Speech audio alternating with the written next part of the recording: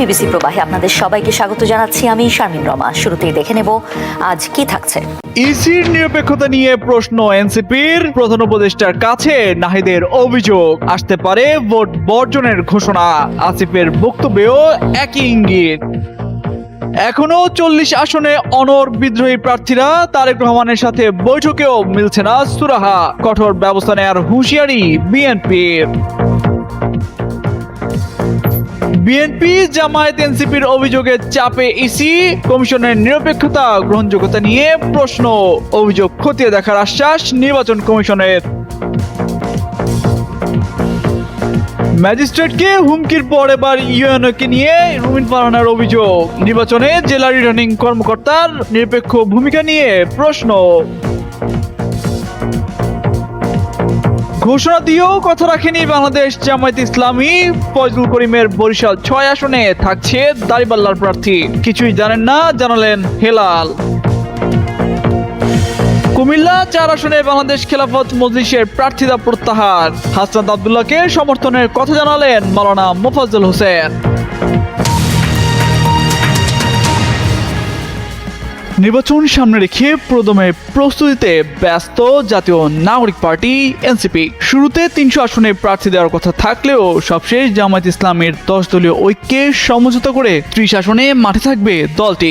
এর মধ্যে 27 আসনে প্রার্থীও ঘোষণা করা হয়েছে জুলাই অভ্যুত্থানের পরে গঠিত দলের পক্ষ থেকে। তবে সব প্রস্তুতি নিলেও শেষ পর্যন্ত তারা ভোটের মাঠে থাকবে কিনা এ নিয়ে তৈরি হয়েছে সংশয়। নির্বাচন কমিশনের নিরপেক্ষতা নিয়ে প্রশ্ন এবং সব দল সমান সুযোগ পাচ্ছে না বলে অভিযোগ আছে দলের নেতাদের।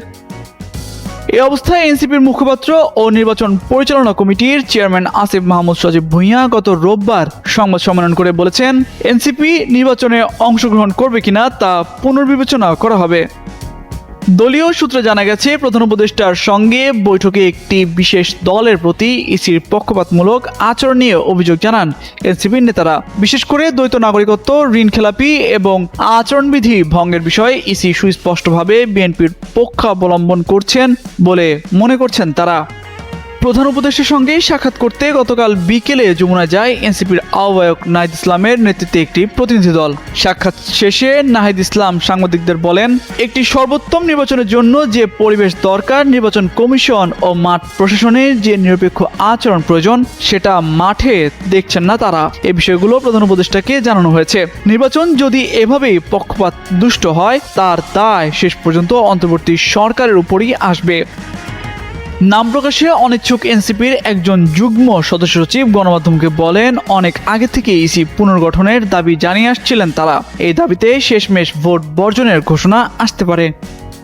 এনসিপির প্রার্থীদের যে কারণে শোকজ করা হচ্ছে, সেই একই ইস্যুতে অন্য দলের প্রার্থীকে ছাড় দেওয়া হচ্ছে বলে অভিযোগ দলটির নেতাদের। আসিফ বলেন, প্রার্থীদের শোকজ দেওয়া হচ্ছে সম্পূর্ণ পক্ষপাত দুষ্টভাবে এবং একটি মিডিয়া ট্রায়ালের উদ্দেশ্যে। কিন্তু সাদেশে অন্যান্য রাজনৈতিক দলের প্রার্থীরা দলের নাম, মার্কা বা নেতাদের ছবি ব্যবহার করে পোস্টার, ফেস্টুন ও বিলবোর্ডের প্রচারণা চালাচ্ছেন, যা স্পষ্টভাবেই আচরণবিধি লঙ্ঘন। তবে তাদের বিরুদ্ধে নির্বাচন কমিশন বা স্থানীয় রিটার্নিং কর্মকর্তারা কোনো ব্যবস্থা নিচ্ছেন না বলেও অভিযোগ তার। মঙ্গলবার এমন তথ্য দিয়ে একটি প্রতিবেদন প্রকাশ করে দৈনিক আজকের পত্রিকা। আগামী 12 ফেব্রুয়ারি অনুষ্ঠিত হবে ত্রয়োদশ জাতীয় সংসদ নির্বাচন। পুরো দমেই প্রচারণা শুরু হবে শিগগিরই। সবশেষ 17 বছর ক্ষমতার বাইরে থাকা বিএনপি এবার ভোটের মাঠে অন্যতম ফেভারিট। তবে দলটির দুশ্চিন্তা হয়ে আবির্ভাব ঘটেছে বিদ্রোহী প্রার্থী ইস্যু। এরকম অনেকে সরে দাঁড়ালেও এখনও রুমিন ফারহানা, হাসান মামুনের মতোই 40টি আসনে ভোটের মাঠে আছেন বিএনপির অর্ধশতাধিক বিদ্রোহী। এর মধ্যে মরার উপর খাড়ার ঘা হিসেবে নতুন ইস্যু গুরুত্বপূর্ণ 3 আসনে প্রার্থিতা বাতিলের ঘটনা। তবে বিএনপি নেতারা বলছেন, ফ্যাক্টর হবে না বিদ্রোহীরা। অপরদিকে আইনি লড়াইয়ে প্রার্থিতা ফিরে পাওয়ার চেষ্টা করবেন 3 আসনের নেতারা। মূলত তফসিলের পর আসন ভিত্তিক প্রার্থী ঘোষণা করে বিএনপি। এরপর থেকেই দলটির দুশ্চিন্তা হয়ে দাঁড়ায় বিদ্রোহীরা। দলটির হিসেবে দলের সিদ্ধান্ত উপেক্ষা করে অন্তত 52টি আসনে মনোনয়নপত্র জমা দিয়েছেন 91 জন। বিদ্রোহী ঠেকাতে 30 ডিসেম্বর দলটির সাবেক চেয়ারপারসন খালেদা জিয়ার মৃত্যুর দিনই বহিষ্কার করা হয় 10 নেতাকে। কিন্তু তাতেও মেলেনি সুফল। শেষমেশ সরাসরি হস্তক্ষেপ করতে হয় দলীয় প্রধান তারেক রহমানকে। চেয়ারম্যানের আশ্বাসে এরই মধ্যে ভোটের মাঠ থেকে সরে দাঁড়িয়েছেন অন্তত 10 জন। বিএনপি স্থায়ী কমিটির সদস্য আমির খসরু মাহমুদ চৌধুরী বলেন, এখনো সময় আছে, তারা সময় মতো সিদ্ধান্ত নেবে। আর কেউ যদি সিদ্ধান্ত না নেয় তাহলে তাদের বিরুদ্ধে দলের গঠনতন্ত্র অনুযায়ী সিদ্ধান্তে আসতে হবে। এদিকে বিদ্রোহী প্রার্থী নিয়ে টালমাটাল অবস্থার মধ্যেই ঋণ খেলাপি আর দ্বৈত নাগরিকত্বের কারণে কুমিল্লা 4, কুমিল্লা 10 এবং চট্টগ্রাম 2 আসনের প্রার্থীদের অযোগ্য ঘোষণা করেছে ইসি। তবে উচ্চ আদালতে রিট করে প্রার্থীদের ফিরে পাওয়ার সুযোগ এখনো আছে বলছেন দলটির আইন সহায়তা উপকমিটির প্রধান ও সুপ্রিম কোর্টের জ্যেষ্ঠ আইনজীবী ব্যারিস্টার রুহুল কুদ্দুস কাজল। বলেন, আইনি প্রক্রিয়ার সুযোগ এখনো রয়েছে। 2024 সালের ডামি নির্বাচনেও কিন্তু দুজন প্রার্থী আপিল বিভাগ পর্যন্ত লড়াই করেছেন। তাই নির্বাচন কমিশনের সিদ্ধান্তের বিরুদ্ধেও অনেক রিট পিটিশন দায়ের হবে বলে মনে করেন তিনি। অন্যদিকে তফসিল অনুযায়ী মনোনয়ন প্রত্যাহারের শেষ দিন 20 জানুয়ারি। বিএনপি ভোটের মাঠ থেকে বিদ্রোহীদের সরাতে সময় পাবেন আর মাত্র একদিন। এখন দেখার বিষয় একাধিকবার রাষ্ট্র ক্ষমতায় থাকা দলটি নির্বাচন পূর্ববর্তী সময়ে কিভাবে কেমন করে এই পরিস্থিতি সামাল দেয়। ত্রয়োদশ জাতীয় সংসদ নির্বাচন সামনে রেখে রাজনৈতিক দলগুলোর ধারাবাহিক অভিযোগ ও পাল্টা অভিযোগে কঠিন চাপে পড়েছে নির্বাচন কমিশন। সাম্প্রতিক সময়ে পোস্টাল ব্যালটে প্রতীক বিন্যাস দ্বৈত নাগরিকত্বের অভিযোগ, লেভেল প্লেয়িং ফিল্ড তৈরি না হওয়া, শাহজালাল বিজ্ঞান ও প্রযুক্তি বিশ্ববিদ্যালয়ে ছাত্র সংসদ নির্বাচনের অনুমতি দেওয়া সহ বিভিন্ন ইস্যুতে ইসির বিরুদ্ধে অভিযোগ তোলা হয়েছে। এমন সব অভিযোগ ঘিরে নির্বাচন কমিশনের নিরপেক্ষতা ও গ্রহণযোগ্যতা নিয়ে প্রশ্ন উঠছে রাজনৈতিক অঙ্গনে। আইন অনুযায়ী বিদেশি নাগরিকত্ব থাকলে তা ত্যাগ না করলে সংসদ নির্বাচনে অংশ নেওয়ার সুযোগ নেই। কিন্তু এমন বিধান যথাযথভাবে অনুসরণ করা হয়নি বলে অভিযোগ করেছে জামায়াত ও এনসিপি। এই পরিস্থিতিতে সোমবার হঠাৎ করেই প্রধান নির্বাচন কমিশনারের সঙ্গে বৈঠক করেন পুলিশের আইজি বাহারুল আলম। পাশাপাশি পোস্টাল ব্যালট নিয়ে নিবন্ধিত রাজনৈতিক দলগুলোর প্রতিনিধিদের সঙ্গে বৈঠক ডেকেছে ইসি। নির্বাচন বিশেষজ্ঞরা বলছেন, প্রতিদ্বন্দ্বিতাপূর্ণ নির্বাচনে অভিযোগ পাল্টা অভিযোগ স্বাভাবিক হলেও কিছু গুরুতর অভিযোগ ইসির গ্রহণযোগ্যতাকে প্রশ্নবিদ্ধ করছে, যা শেষ পর্যন্ত পুরো নির্বাচনের গ্রহণযোগ্যতার উপর প্রভাব ফেলতে পারে। সোমবার অন্তর্বর্তী সরকারের প্রধান উপদেষ্টা ডক্টর মোহাম্মদ ইউনূসের সঙ্গে সাক্ষাৎ শেষে এনসিপির আহ্বায়ক নাহিদ ইসলাম ইসির বিরুদ্ধে গুরুতর অভিযোগ তোলেন। তিনি সাংবাদিকদের বলেন, সংবিধানের ভুল ব্যাখ্যা দিয়ে দ্বৈত নাগরিক ও ঋণ খেলাপিদের পক্ষে রায় দেওয়া হয়েছে। সাবেক নির্বাচন ব্যবস্থা সংস্কার কমিশনের চেয়ারম্যান ডক্টর বদিউল আলম মজুমদার মনে করেন, বর্তমান পরিস্থিতির জন্য ইসি নিজেই অনেকটা দায়ী। তার মতে, সংস্কার প্রস্তাবগুলো আমলে নেওয়া হলে এমন বিতর্ক তৈরি হতো না। বিশেষ করে দ্বৈত নাগরিকত্বের বিষয়ে ইসির অবস্থান অস্পষ্ট ছিল বলে তিনি মন্তব্য করেন। অন্যদিকে নির্বাচন কমিশনার মোহাম্মদ আনোয়ারুল ইসলাম সরকার দাবি করেছেন, ইসি কোনো চাপে নেই। রাজনৈতিক দলগুলোর অভিযোগ ও পরামর্শে কমিশন আরও সমৃদ্ধ হচ্ছে এবং প্রতিটি বিষয় খতিয়ে দেখে ব্যবস্থা নেওয়া হচ্ছে। ইসির বিরুদ্ধে পক্ষপাতের অভিযোগ 3 দলেরই, বিএনপি, জামায়াত ইসলামী ও এনসিপি। তবে নির্বাচন বিশেষজ্ঞ ডক্টর আব্দুল আলিম সতর্ক করে বলেন, রাজনৈতিক চাপ অব্যাহত থাকলে ভোট গ্রহণের প্রস্তুতি ব্যাঘাত ঘটতে পারে। তার মতে, একটি গ্রহণযোগ্য নির্বাচনের স্বার্থে এই মুহূর্তে সব দলের সহযোগিতা অত্যন্ত জরুরি। সব মিলিয়ে নির্বাচন কমিশনকে ঘিরে চলমান এই অভিযোগ পাল্টা অভিযোগ নির্বাচনের পরিবেশ ও আস্থার উপর কতটা প্রভাব ফেলবে সেদিকেই এখন তাকিয়ে রাজনৈতিক মহল। নির্বাচন সামনে রেখে কয়েকটি আসনে যেন মুখোমুখি অবস্থানে রয়েছে বিএনপির বিদ্রোহী ও জোটের প্রার্থীরা। বিশেষ করে ব্রাহ্মণবাড়িয়া 2 আসনে প্রশাসনের বিরুদ্ধে পক্ষপাতিত্বের অভিযোগ তুলেছেন বিএনপির সদ্য বহিষ্কৃত নেত্রী ও স্বতন্ত্র প্রার্থী রুমিন ফারহানা। এরই মধ্যে একটি অপরাধের জন্য প্রশাসন থেকে 3 বার শাস্তি পেয়েছেন বলেও মন্তব্য করেছেন তিনি। এবার উল্টো প্রশাসনের বিরুদ্ধে নির্বাচনের দায়িত্ব নিয়ে অভিযোগ এনেছেন ব্রাহ্মণবাড়িয়া 2 আসনের স্বতন্ত্র প্রার্থী ব্যারিস্টার রুমিন ফারহানা। রোববার রাতে নিজের ভেরিফাইড ফেসবুকের একটি ভিডিও বার্তায় সরাইল উপজেলা ইউএনওর বিরুদ্ধে অভিযোগ তুলে তিনি বলেন, তিনি খুব অবাক হয়ে লক্ষ্য করেছেন সরাইলের ইউএনওর একটি দাপ্তরিক চিঠি ফেসবুকে ভেসে বেড়াচ্ছে। সন্ধ্যা নাগাদ বিভিন্ন পত্রিকা তাদের অনলাইন পোর্টালগুলোতে দাপ্তরিক চিঠিটি ছাপিয়েছে। তার এই চিঠি একদিনের মধ্যে ভাইরাল হয়ে গেছে। রুমিন অভিযোগ করেন, যে রিটার্নিং কর্মকর্তা তার নিজের সই করা চিঠির গোপনীয়তা 24 ঘন্টা রাখতে পারেন না, তার হাতে 5 লাখ ভোটারের ভোট কিভাবে আমানত হিসেবে ভরসা করে দিবেন সেই প্রশ্ন তুলেন তিনি। কিভাবে নির্বাচনের দিন নির্বাচনের দায়িত্ব দায়িত্ব সঠিকভাবে সেই রিটার্নিং কর্মকর্তা পালন করবেন সেই প্রশ্ন তোলেন। ভিডিওতে তিনি বলেন 13 জানুয়ারি আচরণবিধি লঙ্ঘনের বেশ কিছু অভিযোগ জেলা রিটার্নিং অফিসে দিয়েছিলেন, এখনো কিন্তু তার কোনো আপডেট পাননি। সে ব্যাপারে সরকারি কর্মকর্তারা কোনো পদক্ষেপ নিয়েছেন কিনা তার জানা নেই। প্রতিদ্বন্দ্বী কিংবা বিএনপি সমর্থিত প্রার্থী যিনি মাঠে আছেন তিনি প্রতিদিন মাইকিং করে বড় বড় জনসভা করছেন। তার ফাইলও সংযুক্ত করে সরকারি দপ্তরে জমা দেওয়া হয়েছে। এখন পর্যন্ত তাদের ব্যাপারে পদক্ষেপ নিতে দেখা যায়নি বলেও অভিযোগ এই স্বতন্ত্র প্রার্থীর। ত্রয়োদশ জাতীয় সংসদ নির্বাচনের সামনে রেখে ইসলামী দলগুলোর মধ্যে ঘোষিত আসন সমঝোতা এখন বিশ্বাসযোগ্যতা সংকটে পড়েছে। একদিকে প্রকাশ্য ঘোষণা, অন্যদিকে মাঠের বাস্তবতা। এই দুয়ের ফারাক ঘিরে ইসলামী আন্দোলন বাংলাদেশ ও জামায়াতে ইসলামীর সম্পর্ক নিয়ে রাজনৈতিক অঙ্গনে প্রশ্ন বাড়ছে। গত 18 জানুয়ারি প্রধান উপদেষ্টার সঙ্গে সাক্ষাতের পর জামায়াতে ইসলামীর নায়েবে আমির ডাক্তার সৈয়দ আব্দুল্লাহ মোহাম্মদ তাহের গণমাধ্যমকে জানান, ইসলামী আন্দোলন বাংলাদেশের নায়েবে আমির মুফতি সৈয়দ মোহাম্মদ ফয়জুল করিমের আসনে জামায়াতে ইসলামী প্রার্থী দেবে না। ওই ঘোষণার পর দুই দলের মধ্যে সমঝোতা হয়েছে বলে ধারণা তৈরি হয়। তবে সময় গড়াতেই সেই ঘোষণার সঙ্গে বাস্তবতার অমিল স্পষ্ট হতে শুরু করে। বরিশালের একটি আসনে ইসলামী আন্দোলনকে ছাড় দেওয়া হলেও আমিরের আসন হিসেবে পরিচিত বরিশাল সদর আসনে জামায়াতের প্রার্থী বহাল থাকছেন বলে ইঙ্গিত পাওয়া যায়। সোমবার রাতে জামায়াতে ইসলামীর সহকারী সেক্রেটারি জেনারেল ও বরিশাল সদর আসনে দাড়িপাল্লা প্রতীকের মনোনীত প্রার্থী মুয়াজ্জম হোসেন হেলাল তার ভেরিফাইড ফেসবুক পেজে একটি ফটোকার্ড প্রকাশ করেন। ফটোকার্ডে উল্লেখ করা হয়, ইসলামী আন্দোলন বাংলাদেশের সিনিয়র নায়েবে আমির মুফতি সৈয়দ মোহাম্মদ ফয়জুল করিম বরিশাল 5 ও 6 আসনে প্রার্থী হয়েছেন। একই সঙ্গে জানানো হয়, বরিশাল 6 আসনে জামায়াতে ইসলামী তাদের প্রার্থিতা প্রত্যাহার করবে। ওই আসনে দলটির প্রার্থী বরিশাল জেলা জামায়াতের সেক্রেটারি মাওলানা মাহমুদুন নবী। ফটোকার্ড প্রকাশের পর রাজনৈতিক অঙ্গনে আলোচনা সমালোচনা শুরু হয়। ইসলামী আন্দোলনের নেতারা জানান, চরমনা ইউনিয়ন বরিশাল সদর আসনের গুরুত্বপূর্ণ অংশ হওয়ায় সদর আসনটি দলের আমির মুফতি সৈয়দ মোহাম্মদ রেজওয়াল করিমের আসন হিসেবে বিবেচিত। অতীতেও এই আসনে তার পক্ষে মুফতি ফয়জুল করিম প্রতিদ্বন্দ্বিতা করেছেন।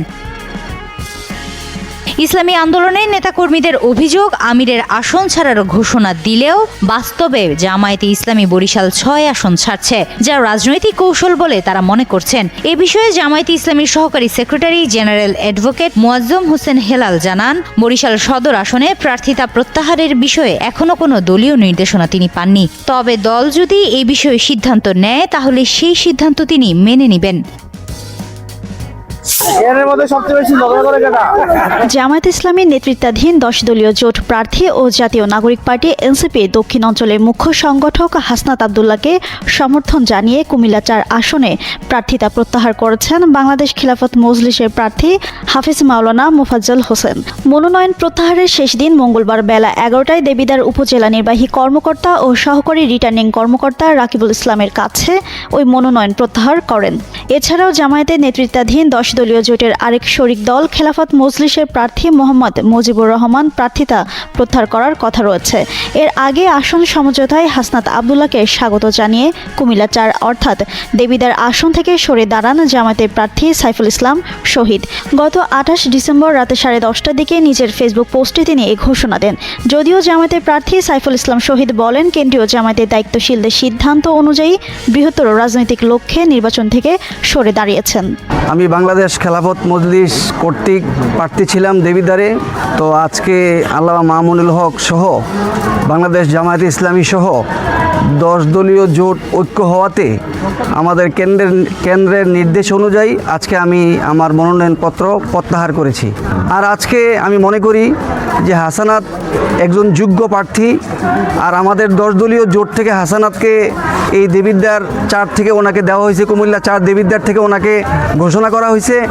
আমি ওনাকে সমর্থন করলাম এবং আমার যত নেতাকর্মী রয়েছে দেবিদ্বারে, আমি বলবো সর্বস্তরের নেতাকর্মী আমরা সবাই ইনশাল্লাহ 12ই ফেব্রুয়ারিতে হাসানাত আব্দুল্লাহ ভাইকে শাপলাগুলিতে ভোট দিয়ে জয়যুক্ত করে বিজয়ের মালা গলাত পরিয়ে আমরা বিজয়ের মিছিল করব দেবিদ্বার উপজেলাতে ইনশাল্লাহ।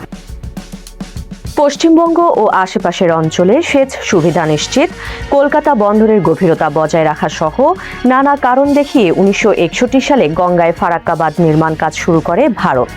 1975 সালের 21 এপ্রিল এটি চালুর পর থেকে এর সুবিধা ভোগও করছে দিল্লি। তবে বিপাকে পড়ে বাংলাদেশ। দক্ষিণ পশ্চিমাঞ্চলে পানি প্রবাহ উল্লেখযোগ্যভাবে কমে যায়।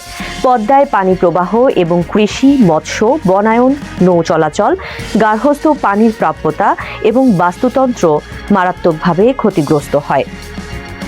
পানি প্রবাহ কমে যাওয়ায় হিসনা, মাথাভাঙা, গড়াই, মধুমতি ও চন্দনা বারাশিয়া নদীতে ব্যাপক পলি জমে স্বাভাবিক প্রবাহ বন্ধ হয়ে গেছে। শুষ্ক মৌসুমে অভ্যন্তরীণ নদীগুলো পানি শূন্য হয়ে পড়ে। ফলে দক্ষিণ পশ্চিমাঞ্চলে লবণাক্ততা বৃদ্ধি, নদী ভাঙন, পলি জমা, নৌপথ অচল হয় এবং সেচ ও মৎস্য উৎপাদন কমছে। এসব সমস্যার সমাধানে 1996 সালে গঙ্গা পানি বন্টন চুক্তি করে বাংলাদেশ ও ভারত। এর আওতায় প্রতি বছর 1 জানুয়ারি থেকে 31 মে পর্যন্ত ফারাক্কা পয়েন্টে গঙ্গার পানি দুই দেশের মধ্যে ভাগ করা হয়। 30 বছর মেয়াদের এই চুক্তি 2026 সালের ডিসেম্বরে শেষ হবে। এরপর আবারও পুরনো পানি সংকটে পড়তে পারে বাংলাদেশ। এই সমস্যার স্থায়ী সমাধান হিসেবে দীর্ঘদিন ধরে পদ্মা ব্যারেজ তৈরির পরিকল্পনা করছে ঢাকা। অবশেষে সেই প্রকল্প বাস্তবায়নের উদ্যোগ নিয়েছে সরকার। গত 15 জানুয়ারি পরিকল্পনা কমিশনে অনুষ্ঠিত প্রকল্প মূল্যায়ন কমিটির সভায় এই প্রস্তাব পর্যালোচনা করা হয়। পুনর্গঠিত প্রকল্প প্রস্তাব চূড়ান্ত অনুমোদনের জন্য আগামী 25 জানুয়ারি জাতীয় অর্থনৈতিক পরিষদের নির্বাহী কমিটি একনেকে উপস্থাপন করা হতে পারে। বাংলাদেশ পানি উন্নয়ন বোর্ড সূত্র জানায়, এই প্রকল্পের মোট ব্যয় ধরা হয়েছে 50,443 কোটি 64 লাখ টাকা। 2 ধাপে এই প্রকল্প বাস্তবায়নের সুপারিশ করেছে পিইসি। 34,608 কোটি টাকা ব্যয়ে 2026 সালের মার্চ থেকে 2033 সালের জুনের মধ্যে প্রথম পর্যায়ের কাজ শেষ করার লক্ষ্য নির্ধারণ করা হয়েছে। আরও জানা যায়, নিজস্ব অর্থায়নে এই প্রকল্প বাস্তবায়নের পরিকল্পনা অন্তর্বর্তী সরকারের।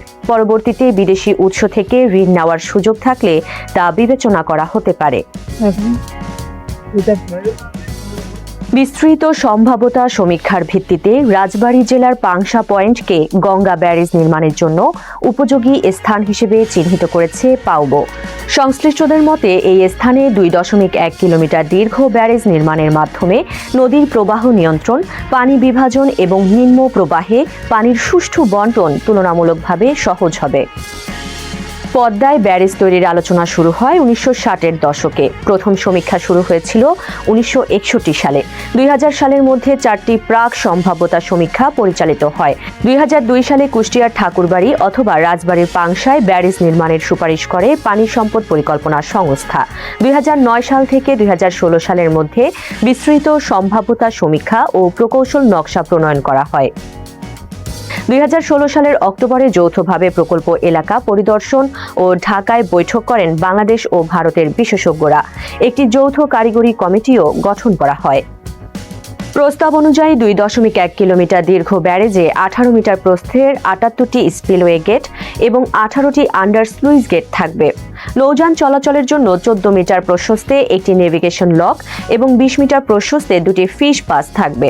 ব্যারেজের ওপর একটি রেলওয়ে সেতুও অন্তর্ভুক্ত থাকবে। প্রকল্পের আওতায় প্রায় 113 মেগাওয়াট জলবিদ্যুৎ উৎপাদনের সম্ভাবনা রয়েছে। পাশাপাশি রূপপুর পারমাণবিক বিদ্যুৎ কেন্দ্র সহ গুরুত্বপূর্ণ স্থাপনায় পানির সরবরাহ নিশ্চিত হবে। প্রথম পর্যায়ে ব্যারেজের মূল অবকাঠামো নির্মাণ সহ হিসনা, মাথাভাঙা ও গড়াই, মধুমতি নদী পুনঃখনন হবে। দ্বিতীয় ধাপে অতিরিক্ত বা সহায়ক অবকাঠামো নির্মাণ এবং অবশিষ্ট নদী ব্যবস্থা পুনরুদ্ধার অন্তর্ভুক্ত থাকবে। পাউবোর কর্মকর্তারা জানান, ব্যারেজ ও সংশ্লিষ্ট অবকাঠামো নির্মাণে ব্যয় হবে 18,602 কোটি টাকা। সংশ্লিষ্ট ইলেকট্রিক ওয়ার্কস এবং হাইড্রো পাওয়ার প্ল্যান্ট নির্মাণে ব্যয় ধরা হয়েছে 743.22 কোটি টাকা। 418.60 কোটি টাকা ব্যয় ধরা হয়েছে গড়াই অফটেক সংশ্লিষ্ট ইলেকট্রিক ওয়ার্কস এবং হাইড্রো পাওয়ার প্ল্যান্ট নির্মাণে। গড়াই ও মধুমতি নদী ড্রেজিংয়ে ব্যয় ধরা হয়েছে 1,208 কোটি টাকা। হিসনা নদী সিস্টেমের নিষ্কাশন ও পুনঃখনন ব্যয় ধরা হয়েছে 1,341 কোটি টাকা। এফ্লাক্স বাঁধ নির্মাণে ব্যয় ধরা হয়েছে 706 কোটি টাকা। চন্দনা ও হিসনা অফটেক অবকাঠামো নির্মাণে 202 কোটি টাকা ব্যয়ের প্রস্তাব করা হয়েছে। পাউবোর কর্মকর্তারা জানান, পদ্মা ব্যারেজের সাহায্যে বর্ষা মৌসুমে পদ্মা নদীর প্রায় 2,900 মিলিয়ন ঘনমিটার পানি সংরক্ষণ করা সম্ভব হবে। শুষ্ক মৌসুমে এর সাহায্যে হিসনা, মাথাভাঙা, গড়াই, মধুমতি, চন্দনা, বারাশিয়া, ইসামতি ও বোয়াল নদীর পানি প্রবাহ স্বাভাবিক রাখা সম্ভব। এতে লবণাক্ততা কমবে, স্বাদুপানির নিরাপত্তা নিশ্চিত হবে এবং সুন্দরবনের প্রতিবেশ রক্ষা পাবে। পাউবোর হিসাবে দেশের প্রায় 1/3 জনসংখ্যার বসবাস দক্ষিণ পশ্চিমাঞ্চল এবং উত্তর পশ্চিমাঞ্চলে। প্রস্তাবিত পদ্মা ব্যারেজের মাধ্যমে 1996 সালের চুক্তির আওতায় প্রাপ্ত পানির সর্বোত্তম ব্যবহার নিশ্চিত করা সম্ভব। শুষ্ক মৌসুমে ব্যারেজ দিয়ে প্রতি সেকেন্ডে ন্যূনতম 570 ঘনমিটার পানি ছাড়ার পরিকল্পনা রয়েছে, যা নিম্ন প্রবাহের নদীগুলোকে পুনরুজ্জীবিত করবে। প্রকল্পের মাধ্যমে প্রায় 19 লাখ হেক্টর জমিতে সেচ সুবিধা নিশ্চিত হলে কুষ্টিয়া, ফরিদপুর, যশোর, খুলনা, বরিশাল, পাবনা ও রাজশাহী অঞ্চলে কৃষি উৎপাদন উল্লেখযোগ্যভাবে বাড়বে বলে আশা করা হচ্ছে। এই প্রকল্পের অর্থনৈতিক অভ্যন্তরীণ মুনাফার হার ধরা হয়েছে 17.05%। বার্ষিক আর্থিক সুফল প্রাক্কলন করা হয়েছে প্রায় 73,600 কোটি টাকা। বাংলাদেশ প্রকৌশল বিশ্ববিদ্যালয় বুয়েট এর institute of water and flood ম্যানেজমেন্টের অধ্যাপক এবং জলসম্পদ ব্যবস্থাপনা বিশেষজ্ঞ মাশফিকুস সালেহিন বলেন, প্রস্তাবিত প্রকল্পটির ফিজিবিলিটি স্টাডি অনেক বছর আগে শেষ হয়েছে, তবে নানা কারণে এর বাস্তবায়নে অনিশ্চয়তা ও দ্বিধা তৈরি হয়। তিনি বলেন, এই প্রকল্পের মাধ্যমে শুষ্ক মৌসুমে পানি প্রবাহ বৃদ্ধি পেলে দক্ষিণ পশ্চিমাঞ্চলে লবণাক্ততা নিয়ন্ত্রণ ও পুনরুদ্ধার সম্ভব। নদীতে নাব্যতা হ্রাস ও পলি জমার সমস্যা কমতে পারে। প্রায় 8টি নদীতে পানির সরবরাহ নিশ্চিত করা সম্ভব হবে। এই বিশ্লেষকের মতে, বড় অবকাঠামো নির্মাণের নেতিবাচক প্রভাবের বিষয়ে সতর্ক থাকা প্রয়োজন। ফারাক্কা বাঁধের কারণে ভারতের অংশে পলি জমে নদীর তলদেশ উঁচু হয়ে গেছে। পদ্মা ব্যারেজ তৈরি হলে বাংলাদেশেও একই সমস্যা দেখা দিতে পারে। পরিবেশগত ও বাস্তুতান্ত্রিক প্রভাব যথাযথভাবে বিবেচনায় নিয়ে উন্নত নকশা ও প্রযুক্তি ব্যবহার করলে ঝুঁকি উল্লেখযোগ্য মাত্রায় কমানো সম্ভব। ইরান যুক্তরাষ্ট্র উত্তেজনা যখন চরমে, তখন আশেপাশের ঘাঁটিতে বাড়তি সেনা মোতায়েনের বদলে উল্টো সেনা প্রত্যাহার করেছে যুক্তরাষ্ট্র। 18 জানুয়ারি ইরাকের প্রতিরক্ষা মন্ত্রণালয় জানিয়েছে, দেশটির ফেডারেল ভূখণ্ড থেকে সব মার্কিন সেনা পুরোপুরি প্রত্যাহার করা হয়েছে। ইরান উত্তেজনার মধ্যে ইরাক থেকে মার্কিন সেনা প্রত্যাহার কিসের ইঙ্গিত, তা নিয়ে চলছে জল্পনা কল্পনা। যুক্তরাষ্ট্র ও তার মিত্রদের জন্য হুমকি, এমন গণবিধ্বংসী অস্ত্র নির্মাণ ও মজুত করছে ইরাক। এমন অভিযোগে 2003 সালে ইরাকে হামলা চালায় মার্কিন নেতৃত্বাধীন কোয়ালিশন বাহিনী। পতন হয় সাদ্দাম হোসেনের শাসন ব্যবস্থার অল্প কিছুকাল পরই দেশটিতে সামরিক ঘাঁটি স্থাপন করে যুক্তরাষ্ট্র। গত 2 দশক পর সেই সেনাদেরই এবার প্রত্যাহার করে নিল ওয়াশিংটন।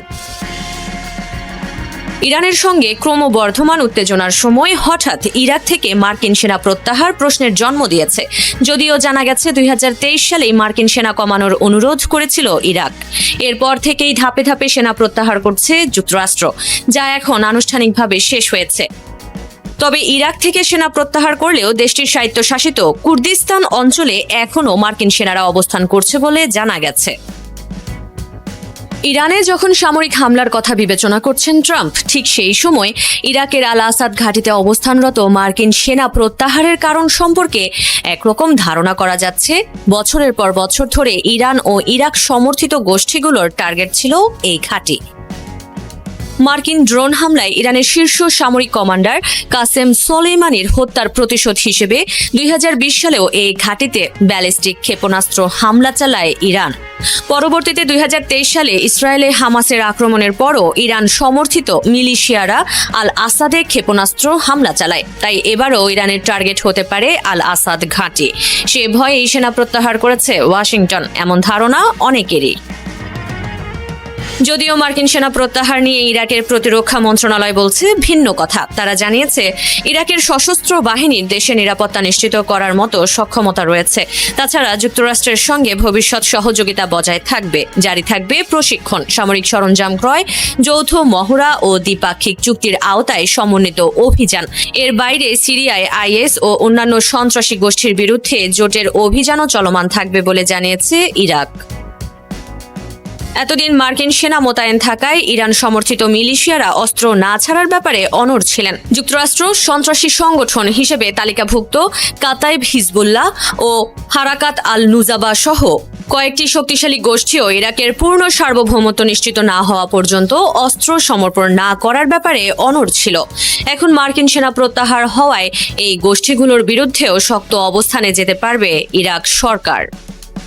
মার্কিন প্রেসিডেন্ট ডোনাল্ড ট্রাম্প নোবেল পেতে চান, এ কথা তিনি বহুবার বলেছেন। নোবেল কমিটিকে বিভিন্ন সময় পরিষ্কারভাবে জানিয়েছেন তিনি যেহেতু প্রেসিডেন্ট অব পিস বা শান্তির প্রেসিডেন্ট এবং একই সাথে তিনি শান্তির বার্তাবাহক এবং যেহেতু তিনি দ্বিতীয়বারের মতো প্রেসিডেন্ট হয়ে ভারত পাকিস্তান যুদ্ধ সহ 8টি যুদ্ধ থামিয়েছেন, সেহেতু তাকেই নোবেল দেওয়া উচিত এবং তিনি এটি পাওয়ার সবচেয়ে যোগ্য প্রার্থী। কিন্তু নোবেল কমিটি তা করেননি। তারা নোবেল দিয়েছে ভেনেজুয়েলার বিরোধী নেতা মারিয়া করিনা মাচাদোকে। তবে সম্প্রতি মাচাদো তার নোবেল পদকটি ট্রাম্পকে উপহার হিসেবে দিয়েছেন। বলা যায় ভেনেজুয়েলার প্রেসিডেন্ট নিকোলাস মাদুরোকে অপহরণের পুরস্কার স্বরূপ ট্রাম্পকে এটি উৎসর্গ করেছেন মাচাদো। হোয়াইট হাউস সফরে মাচাদোর এই ঘটনার পর প্রশ্ন উঠেছে, একজনের নোবেল পদক অন্য কাউকে উপহার হিসেবে বা উৎসর্গ করা যায় কিনা। এরপর এক বিবৃতিতে নোবেল কমিটি জানায়, না, যিনি নোবেল প্রাপ্ত নন তিনি যদি অন্য কাউকে তার পুরস্কার বা পদক দিয়ে দেন তবে নোবেলটি তার হয়ে যায় না, বরং যিনি পুরস্কার পেয়েছেন তারই থাকে। এতেই চরমভাবে ক্ষুব্ধ হয়েছেন ট্রাম্প। নোবেল কমিটির এমন বিবৃতির পর এবার নরওয়ের প্রধানমন্ত্রী জোনাস গাহর স্টোরকে হুমকি দিয়েছেন মার্কিন প্রেসিডেন্ট। একটি চিঠির মাধ্যমে এই হুমকি দেওয়া হয়েছে। এতে বলা হয়েছে, 8টি যুদ্ধ বন্ধ করার পরও আপনাদের দেশ আমাকে নোবেল শান্তি পুরস্কার দেয়নি, তাই এখন আমি আর নিজেকে শান্তির কথা ভাবতে বাধ্য মনে করি না। সুতরাং এখন আমি যুক্তরাষ্ট্রের জন্য যা কল্যাণকর তাই করব। ডোনাল্ড ট্রাম্প এই চিঠির মাধ্যমে গ্রিনল্যান্ডকে দখলের হুমকি দিয়েছেন। তিনি বলেছেন, রাশিয়া বা চীনের কবল থেকে ডেনমার্ক গ্রিনল্যান্ডকে রক্ষা করতে পারবে না, সুতরাং তারা কেন সেটি নিজেদের বলে দাবি করে? গ্রিনল্যান্ড যে তাদের, সেটির কোনো দলিলও নেই। এর আগেও বহুবার গ্রিনল্যান্ড দখলের কথা জানিয়েছেন ট্রাম্প। সবশেষ গ্রিনল্যান্ড দখলে নেওয়ার বিরোধিতা করায় যুক্তরাজ্য, জার্মানি, ফ্রান্স সহ ইউরোপের 8টি দেশের উপর 10% শুল্ক আরোপের ঘোষণা দিয়েছেন তিনি। আগামী 1 ফেব্রুয়ারি থেকে নতুন এই শুল্ক কার্যকর হবে।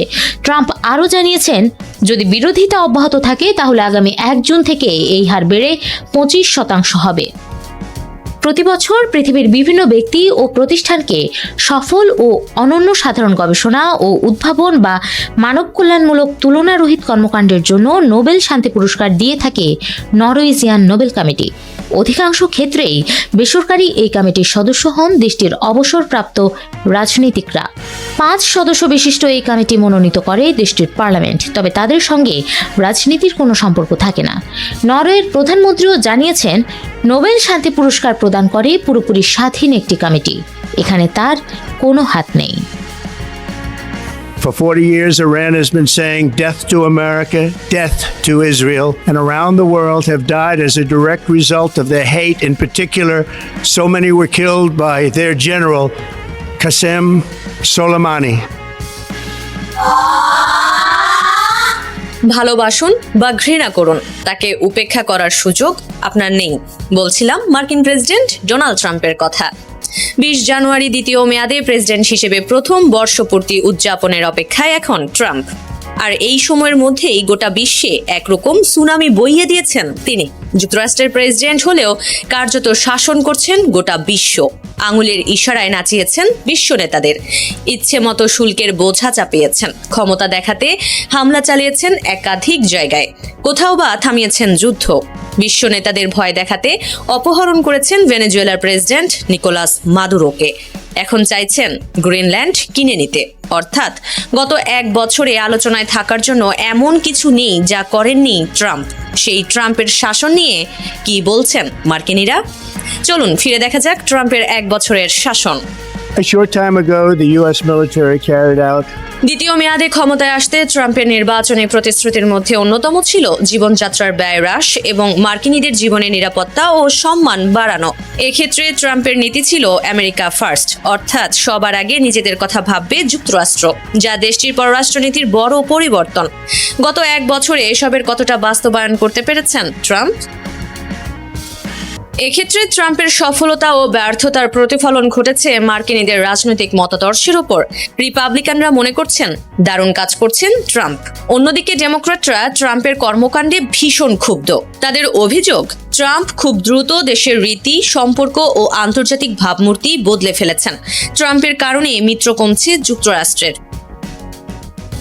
এদিকে সাম্প্রতিক এক জরিপে ট্রাম্পের ব্যর্থতার পাল্লা ভারী হয়েছে। ট্রাম্পের প্রথম বছরকে ব্যর্থ মনে করছেন যুক্তরাষ্ট্রের 58% মানুষ।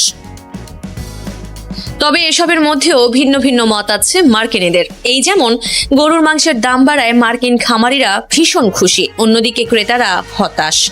শিশু পরিচর্যায় ভর্তুকি স্থগিত করায় হতাশ চাইল্ড কেয়ার কর্মীরা। অভিবাসীদের ওপর চড়াও হওয়ায় ট্রাম্প প্রশাসনের ওপর ক্ষুব্ধ অভিবাসীরা। নিত্য প্রয়োজনীয় পণ্যের বেশিরভাগের দাম না কমায় হতাশা আছে ভোক্তাদের মাঝেও। আবাসন বাজারে অনিশ্চয়তা থাকায় কমেছে বাড়ি বিকিকিনি। অন্যদিকে গ্যাসের দাম কমায় এর সঙ্গে জড়িতরা ট্রাম্পের ওপর ব্যাপক খুশি। উল্টো চিত্র গহনা ব্যবসায়ীদের।